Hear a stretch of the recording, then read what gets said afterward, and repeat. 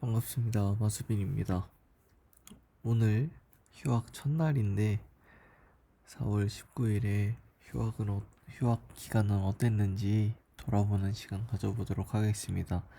먼저 일단 성경을 읽었는데 지금은 좀 그냥 어떤 내용이 있는지 어떤 그 순서라든가 그런 것들을 쭉 살펴보기 위해서 조금 빠르게 읽고 있습니다.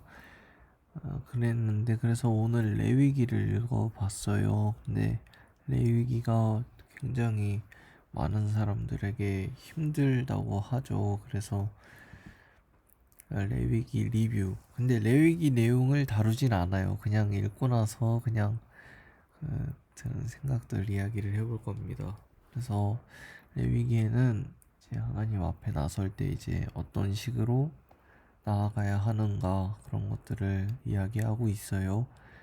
그래서 그걸 근데 그게 왜 힘들었는지를 보면 뭐 나한테 어떻게 하라는 건지를 모르겠죠. 그냥 옛날에는 막 저런 걸 막 고기를 뜯어가지고 그렇게 했구나. 오케이. 근데 계속 그걸 하고 있어요. 비슷한 얘기가 계속 나온다는 거죠.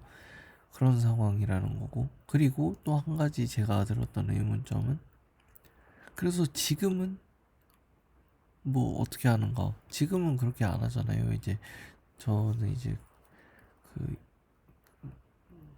개신교니까 이제 그렇잖아요. 그대로 하지 않고 이제 예수님께서 그 부활하심으로도 이렇게 된 거잖아요. 그래서 지금은 그러면 어떡하라는 거지? 그런 생각들 많이 들었던 것 같습니다.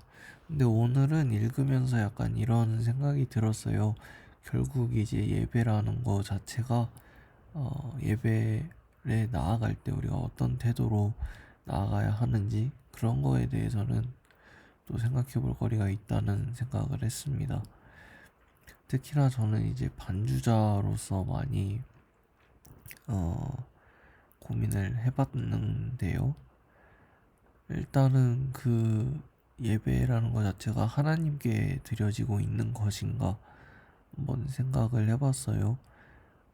특히나 제가 반주자로서 이제 계속 하면서 은근히 또 반주에 대해서 이야기를 많이 듣습니다. 그냥 뭐 좀 부정적인 피드백도 있지만 그냥 되게 잘한다 이런 피드백을 받을 때도 많이 있어요.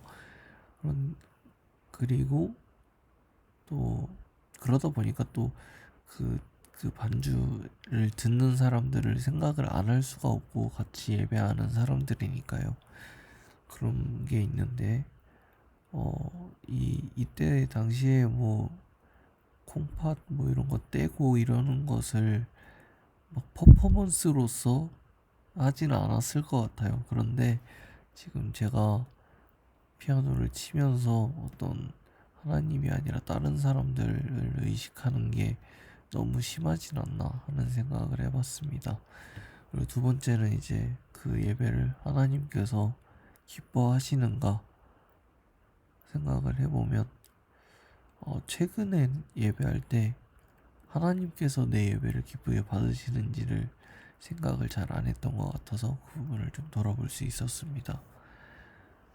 그리고 아무래도 저도 사람이고 죄인이다 보니 반주를 하러 나가면서도 올바르지 않은 마음가짐으로 나갈 때가 있는데 진짜 그 하나님 앞에서 거룩한 모습으로 나아가기 위해서 노력하고 있는가 이런 것들을 돌아볼 수 있는 좋은 기회였습니다.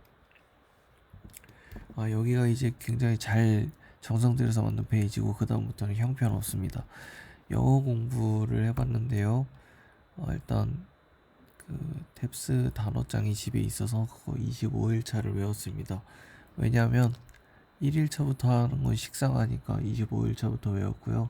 지금까지 두 번 반복했고 마지막으로 자기 전에 그 한 번 반복하고 마무리를 할 겁니다. 그리고 영어 말하기를 연습하고 있는데 일단 발음 측면에서 연습을 하고 싶어서 그 갈라디아서를 읽는 사람이 계시더라고요. 그래서 그걸 따라서 한번 읽어보려고 합니다. 그리고 영어 독해 그런 거는 너무 안 했기 때문에 고등학교 영어 문제들을 풀고 있어요. 그리고 영어 쓰기는 고등학교 수준을 좀 넘어서서 작문까지 연습할 수 있게끔 해볼 생각입니다. 다음 반주 연습. 제가 지금 하고 싶은 게 리하모니제이션이에요. 그게 뭐냐면 편곡이라고 생각하면 될 것 같은데, 제가 반주하고 있는 교회에서 찬송가를 되게 많이 해서 그거를 제가 어떤 식으로 해야 좀 더 제 스스로 준비해서 이제 하나님께 제가 드릴 수 있는 최상의 것을 드릴 수 있을지, 그런 것들 때문에 공부를 하게 되었습니다. 근데 뭐 처음 장 넘기자마자 그냥 스케일 연습만 계속하라 그래가지고, 아 그렇구나, 역시 쉬운 건 하나도 없구나, 네 그렇게 느꼈습니다. 다음 책을 읽었는데요, 종의 기원 읽고 있습니다.